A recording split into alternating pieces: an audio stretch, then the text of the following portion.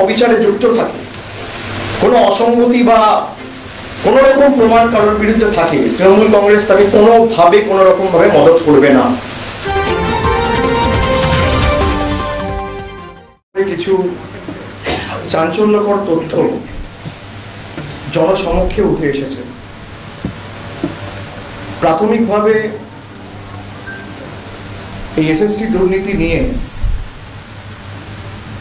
কোর্টের বিচারপতির রায়,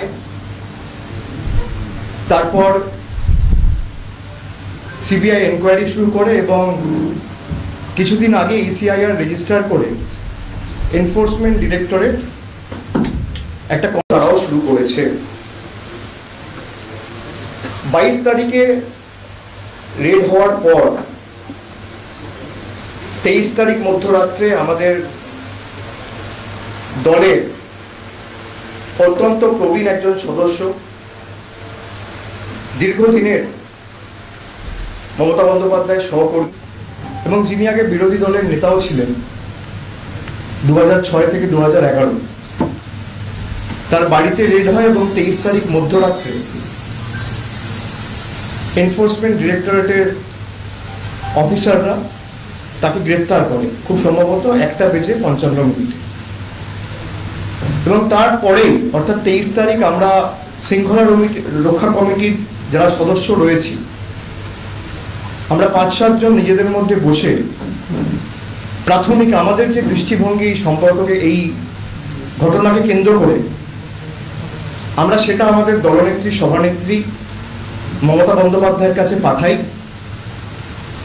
এবং নির্দিষ্টভাবে কি করা উচিত এবং কি করা উচিত বা কি করণীয় সেটাও আমরা লিখিতভাবে সভানেত্রীকে জানাই। তারপরে আমাদের নিজেদের মধ্যে সিদ্ধান্ত হয় যে আমরা 22 তারিখ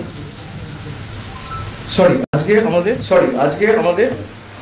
28 তারিখ 22 তারিখ ঘটনাটার পরে 23 তারিখ আমরা বসেছিলাম, তারপর আমরা 28 তারিখ বসবো এবং নিজেদের মধ্যে বসে আলোচনা করে সবার দৃষ্টিভঙ্গি যেখানে সবাই নিজের বক্তব্য উপস্থাপিত করতে পারবে, প্রত্যেকটা মেম্বারকে সেই মিটিংয়ে আসার জন্য অনুরোধ করা হয়েছিল এবং সেই মতো ডিসিপ্লিনারি কমিটির মেম্বার যারা আছে তারা সকলে উপস্থিত রয়েছেন এবং নিজেদের যে বক্তব্য বা দৃষ্টিভঙ্গি সেটা উপস্থাপিত করেছে। রাজ্য সভাপতি সুব্রত বক্সী নিজে রয়েছেন এবং আজকে যে ঘটনা ঘটেছে বা যে সমস্ত তথ্য আমাদের সামনে আসছে ইতিমধ্যেই আপনারা দেখেছেন যে একটা সিদ্ধান্ত অলরেডি মুখ্যমন্ত্রী নিয়েছে এবং মন্ত্রিসভা থেকে বিভিন্ন দপ্তরে তিনি দায়িত্বপ্রাপ্ত ভারপ্রাপ্ত মন্ত্রী ছিলেন, তাকে মন্ত্রিসভা থেকে অপসারণ করা হয়েছে এবং তদন্ত কতদিন চলবে বা তদন্তকারী সংস্থা কিভাবে তদন্ত করবে, যদিও এতে নিরপেক্ষতা নিয়ে অনেক প্রশ্ন সাধারণ মানুষের মনে রয়েছে, কিন্তু তৃণমূল কংগ্রেস দলটা এমন দল যা তৈরি হয়েছিল শুধু মানুষের জন্য এবং মমতা বন্দ্যোপাধ্যায়ের দীর্ঘ লড়াই আন্দোলন সংগ্রামকে কেন্দ্র করে আজকে অনেক লড়াই করে সিপিএম এর চোখ রাঙানিকে উপেক্ষা করে বিজেপির অর্থশক্তি এবং বিজেপির যে চোখ রাঙানি তার কাছে আত্মসমর্পণ না করে, তার কাছে হার না মেনে তৃতীয়বার মানুষের আশীর্বাদ নিয়ে বিপুল সংখ্যাগরিষ্ঠতা নিয়ে তৃণমূল কংগ্রেস ক্ষমতায় এসছে। তৃণমূল কংগ্রেসের যদি কোনো কিছু থাকে মমতা বন্দ্যোপাধ্যায়ের আন্দোলন সংগ্রাম এবং দীর্ঘদিনের লড়াই, ত্যাগ, তিতিক্ষা, কৃচ্ছ সাধন এবং সাধারণ মানুষের আশীর্বাদ, ভরসা, আশা, এটাই তৃণমূল কংগ্রেসের একমাত্র এবং অন্যতম পুঁজি।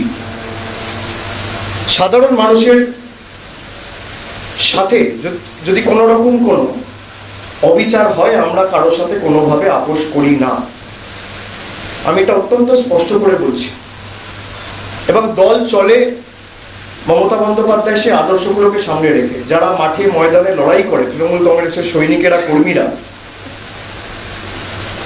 এই পতাকা বহন করে তৃণমূল কংগ্রেস জিন্দাবাদ, মমতা বন্দ্যোপাধ্যায় জিন্দাবাদ, মামাটি মানুষ জিন্দাবাদ বলে তিল তিল করে এই দলটাকে তৈরি করেছে। তৃণমূল কংগ্রেস তাদের দল। সুতরাং একটা ইনভেস্টিগেশন অলরেডি শুরু হয়েছে এবং তদন্তকারী সংস্থা তদন্ত করছে। আমরা চাই এই যে বিপুল পরিমাণের টাকা উদ্ধার হয়েছে ইতিমধ্যেই দুটো জায়গা থেকে রেড করে, প্রথমত এই টাকার উৎস কি?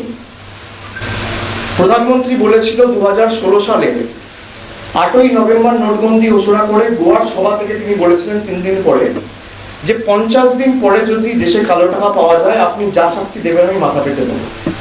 নিশ্চিতভাবে আমি কাউকে ডিফেন্ড করছি না, আমি এটা স্পষ্ট করে বলছি, আমি কথাটা বলে কাউকে ডিফেন্ড করছি না, কিন্তু কিছু প্রশ্ন সাধারণ মানুষের মনে রয়েছে, সেই প্রশ্নগুলো অ্যাড্রেস করাও এই তদন্তকারী সংস্থাগুলোর করা উচিত বা কেন্দ্র সরকারের দায়িত্ব দায়বদ্ধতার মধ্যে পড়ে। যদি কেউ কোনো রকম অন্যায় করে থাকে, কোনো অবিচারে যুক্ত থাকে, কোনো অসঙ্গতি বা কোনো রকম প্রমাণ কারোর বিরুদ্ধে থাকে, তৃণমূল কংগ্রেস তাকে কোনোভাবে কোনো রকম ভাবে মদত করবে না। এবং সেটা স্পষ্টত আমাদের নেত্রী দুদিন আগে বঙ্গভূষণ এবং বঙ্গবিভূষণ প্রোগ্রাম থেকে তার বক্তব্য স্পষ্ট করে জানিয়েছিলেন এবং দুদিনের মধ্যে আজও তিনি তার কাজের মধ্যে দিয়ে স্পষ্ট করে দেখিয়ে দিয়েছেন যে সাধারণ মানুষের সাথে যদি কেউ কোনোভাবে বিশ্বাসঘাতকতা করে বা নিজের স্বার্থ চরিতার্থ করতে দলের এই প্ল্যাটফর্মকে ব্যবহার করে অর্থ রোজগার করার একটা মেকানিজম তৈরি করে, বিন্দু মাত্র সাহায্য তাকে দল করবে না, তার পাশে দাঁড়াবে না। যার বাড়ি থেকে টাকা উদ্ধার হয়েছে সে দলের কেউ নয়। এবার আপনারা বলতে পারেন যে পার্থ চট্টোপাধ্যায়ের ঘনিষ্ঠ, আপনারা বলতে পারেন মমতা বন্দ্যোপাধ্যায়ের সাথে এক মঞ্চে নাকতলায় দেখা গেছে। মমতা বন্দ্যোপাধ্যায় রাজ্যের মুখ্যমন্ত্রী, পুজোর সময় 200 প্যান্ডেল উদ্বোধন করে। প্যান্ডেলের স্টেজের উপর কি থাকবে আর উদ্বোধন করার সময় সামনে কে থাকবে ছবির ফ্রেমে, এটা ওনার পক্ষে দেখা সম্ভব নয়। যদি আপনি সেইভাবে দলকে আক্রমণ করতে চান তাহলে একই মঞ্চে দেশের প্রধানমন্ত্রীকেও দেখা গেছে, নীরব মোদীকেও দেখা গেছে। জয়পুরের ঘটনার সাথে যে খুনিরা যুক্ত তাদের সাথে বিজেপির তাবড় তাবড় নেতাদের ছবি আছে। কোকেন কাণ্ডে যে মহিলাটা যুক্ত ছিল বিজেপির, কমলা বলে, তার সাথে দেশের রাষ্ট্রপতির ছবি আছে, দেশের স্বরাষ্ট্রমন্ত্রীর ছবি আছে, বিজেপির তৎকালীন ভারপ্রাপ্ত পর্যবেক্ষকের ছবি আছে, একাধিক কেন্দ্রীয় মন্ত্রীর ছবি আছে। আমি মিডিয়াকে প্রথমে অনুরোধ করব যে আমরা সকলে চাই যে টাকার উৎস কি এটা সামনে আসুক এবং যারা এই দুর্নীতির সাথে যুক্ত তাদের কঠোর থেকে কঠোরতম শাস্তি আমরা দাবি করছি। আজকে শৃঙ্খলা রক্ষা কমিটির যে বৈঠক ছিল সেখানে আমরা যারা উপস্থিত ছিলাম একে একে সবাই নিজের কথা বলেছে, জানিয়েছে এবং সর্বসম্মতিক্রমে সিদ্ধান্ত হয়েছে যে দলের সমস্ত পদ থেকে পার্থ চট্টোপাধ্যায়কে উইথ ইমিডিয়েট এফেক্ট অপসারিত করা হচ্ছে। তিনি ন্যাশনাল ওয়ার্কিং কমিটির মেম্বার ছিলেন, তিনি দলের মহাসচিব ছিলেন, জাগো বাংলার এডিটর ছিলেন, আমাদের যে দলের খবরের কাগজ, পার্টি মাউথপিস, এবং তার সাথে ডিসিপ্লিনারি কমিটির তিনি একজন সদস্য ছিলেন। এই কমিটি দলের মহাসচিব এবং ন্যাশনাল ভাইস প্রেসিডেন্টও ছিলেন, যেহেতু তিনি ওয়ার্কিং কমিটির মেম্বার ছিলেন। এই 5টি পদ থেকেই তাকে অপসারিত করা হচ্ছে এবং যতদিন তদন্ত চলবে দলের তরফ থেকে তাকে সাসপেন্ড করা হল। এবং তিনি যদি মনে করেন নিশ্চিতভাবে তিনি দেশের একজন নাগরিক, বিচার ব্যবস্থার দরজা তার জন্য খোলা, যদি কেউ কিছু করে না থাকে তাহলে তাকে বিচার ব্যবস্থার মাধ্যমে সেটা প্রমাণ করে আবার সসম্মানে দলে ফিরে আসতে হবে। কিন্তু যতদিন এই প্রক্রিয়া জারি থাকবে আমাদের বিচার ব্যবস্থা এবং উচ্চ আদালতের উপর সম্পূর্ণ আস্থা রয়েছে। কোথা থেকে টাকা এসছে, টাকার উৎস কি, কারা এর সাথে জড়িত এবং কিভাবে এই টাকা কলকাতা অবধি এসে পৌঁছে, যারাই জড়িত থাকুক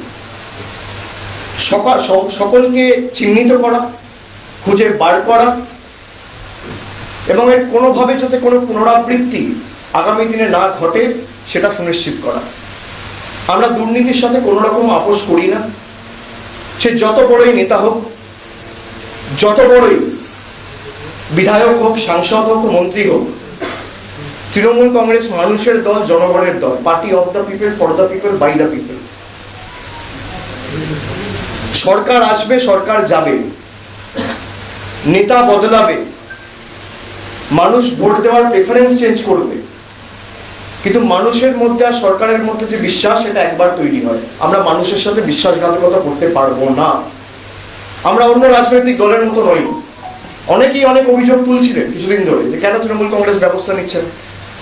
আপনাকে তো সময় দিতে হবে। একটা ঘটনা ঘটেছে 23 তারিখ, 22 তারিখ সকালে, 23 তারিখ অ্যারেস্ট হয়েছে। 5-6টা দিন তো পার্টিকে আপনারা সময় দেবেন। আমাদের দলীয় মুখপাত্র যারা আপনাদের সাথে কথা বলেছিল তারা জানিয়েছে যে পার্টি এর উপর নজর রাখছে, সঠিক সময়ে পার্টির সিদ্ধান্ত আপনাদের কাছে তুলে ধরবে। আপনি আমাকে ভারতবর্ষে একটা রাজনৈতিক দল দেখান, একটা, এই 6 দিনের মধ্যে সিদ্ধান্ত নিয়েছে। টাকা তো অনেকের কাছ থেকে উদ্ধার হয়েছে। বিজেপির বিধায়করা এমনকি গণধর্ষণে অভিযুক্ত উন্নাও কেসের যে প্রাইম অ্যাকিউজড কুলদীপ সিং সেঙ্গার, খুব সম্ভবত তার নাম, বিজেপির বিধায়ক ছিলেন। বিজেপি কবে সাসপেন্ড করেছে? সুপ্রিম কোর্টের রায় আসার পর। আমরা এই ক্ষেত্রে বেনিফিট অফ ডাউটটা সাধারণ মানুষকে দিচ্ছি, আমাদের নেতাদেরকে নয়। সার্কামস্টেন্সিয়াল কিছু এভিডেন্স, কিছু তথ্য আমাদের সামনে জনসমক্ষে এসছে এবং আপনারা সেটা সকলেই দেখেছেন, আমিও দেখেছি, আপনারাও দেখেছেন। আমরা চাই যাতে সুবিচার হোক, কিন্তু যারা যুক্ত, এমনকি বিজেপির নেতারা তৎকালীন, যারা তৃণমূলে ছিল এখন বিজেপিতে পালিয়েছে, তাদের বিরুদ্ধে ব্যবস্থা নিতে হবে। যদি কেউ যুক্ত থাকে, কারোর বিরুদ্ধে যদি এতটুকু প্রমাণ জনসমক্ষে আসে, তার বিরুদ্ধে তৎকালীন তক্ষুনি ব্যবস্থা নিতে হবে। কেন্দ্রীয় তদন্তকারী সংস্থার এই দ্বিচারিতা এবং বিজেপিতে থাকলে আলাদা আইন আর তৃণমূলে থাকলে আলাদা আইন, এটা সমর্থনযোগ্য নয় এবং এটা কাম্য নয়। যারা বিজেপিতে ছিল, আপনি দেখুন তো পুরুলিয়া, বাঁকুড়া 2015 সালে আমি শুনছিলাম, আমায় কয়েকজন বলল যে নির্দিষ্ট একটা জেলার চাকরি হয়েছে 95% লোকের। কোন জেলার চাকরি হয়েছে খুঁজে বার করার দায়িত্ব তদন্তকারী সংস্থা। কে তার পিছনে ছিল খুঁজে বার করার দায়িত্ব তদন্তকারী সংস্থা। কোন জেলার চাকরি হয়েছে দেখুক না, কিভাবে হয়েছে দেখুক না, কার সাথে কার আটাতে হয়েছে দেখুক না। কেউ বারণ করছে না। কেউ যদি তৃণমূলের কোন স্তরের নেতা যদি এখানে ইনভলভ থাকে, তার বিরুদ্ধে দৃষ্টান্তমূলক ব্যবস্থা নেওয়া হোক, আমি অনুরোধ করব। এবং কেউ যদি ভাবে যে পার্টিকে আমি নিজের ঢাল হিসেবে ব্যবহার করব, আমি যেটা বারবার মানুষের কাছে উপস্থাপিত করেছি বিগত কয়েকদিনে, বিশেষ করে 2021-এ তৃণমূল তৃতীয়বার ক্ষমতায় আসার পর, যে সাধারণ মানুষ তৃণমূলকে যেভাবে দেখতে চায়, আমরা তৃণমূলকে সেভাবে তৈরি করতে ব্লক স্তর, অঞ্চল স্তর, রাজ্য স্তর, জেলা স্তরে বদ্ধপরিকর। এই নিয়ে কোনো রকম কোনো কম্প্রোমাইজ হবে না। There will be zero tolerance approach towards corruption. Let me put this on record. যদি কেউ যুক্ত থাকে, এতটুকু কোনো এভিডেন্স জনসমক্ষে আসে বা পাবলিক ডোমেনে আসে, তৎক্ষণাৎ তার বিরুদ্ধে ব্যবস্থা নেওয়া হবে। প্রশাসনিক স্তরেও মুখ্যমন্ত্রী ব্যবস্থা নিয়েছে।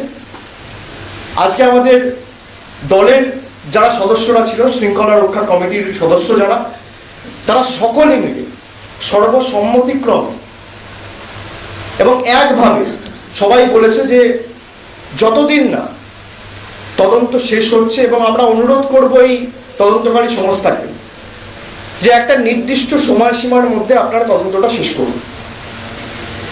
সারদা সুপ্রিম কোর্ট অর্ডার হয়েছে 9 মে 2014, 9 মে 2014। আজকে 8 বছর অতিক্রম করেছে, এখনো পর্যন্ত চার্জশিট ফাইনাল হয়নি, এখনো পর্যন্ত ট্রায়াল শুরু হয়নি। তার কারণ সবার মাথার উপর একটা সিবিআই ইডি কেস ঝুলিয়ে রাখছে, যে নির্বাচনের সময় যখন ইচ্ছা হবে তখন ডাকবো। কেন? তার মানে আপনারা চান না যে সারদায় যারা ইনভেস্ট করেছিল সেই টাকাটা তারা ফেরত পাক। আমানতকারীরা তাদের টাকা ফেরত পাক, আপনারা চান না? আপনাদের ইনভেস্টিগেশন টাইম বাউন্ড করতে হবে। আপনি করুন না, 3 মাসে করুন, 6 মাসে করুন, 1 বছরে করুন। 1 বছর তো অনেক সময়। অগাস্ট 2023-এর মধ্যে ইনভেস্টিগেশন শেষ করুন। সেটা ইডি করবে না। তার কারণ আবার 24-এ কাউকে ডাকা যেতে পারে নির্বাচনের সময়, আবার 26-এ নির্বাচনের সময় কাউকে ডাকা যেতে পারে। সুতরাং আপনি যদি সত্যি চান যে যারা ভিকটিম তারা সুবিচার পাক, আপনি সঠিক পথে যান। আপনি 6 মাস হোক, 8 মাস হোক, 10 মাস হোক, 1 বছরের মধ্যে ইনভেস্টিগেশন শেষ করুন। রাজ্য সরকারের তরফ থেকে যা সহযোগিতা আপনার প্রয়োজন মুখ্যমন্ত্রী দেবেন, নিজে বলেছেন যে আমাদের তরফ থেকে যা সহযোগিতা করার আমরা করব। কিন্তু যার বিরুদ্ধে অন্যরা, যারা প্রধান অভিযুক্ত, যেমন সুদীপ্ত সেন লিখিতভাবে আপনাদের সামনে ক্যামেরায় বলেছে যে আমি যেদিনকে ফেরার হই তার আগের দিন এই বিজেপির নেতা এসে আমার কাছ থেকে বস্তায় বস্তায় টাকা নিয়ে গেছে। তাকে গ্রেফতার করা, তার বাড়ি রেড করা, তার কাছের লোকের কাছে যাওয়া ছেড়ে দিন, দূরের কথা, তাকে ডেকে একবারে 1 মিনিটের জন্য জিজ্ঞাসাবাদ পর্যন্ত করা হয়নি। কেন করা হবে না? বিজেপিতে যে যাচ্ছে সে দোয়া তুলসী পাতা, আর যদি তৃণমূলে কেউ থাকছে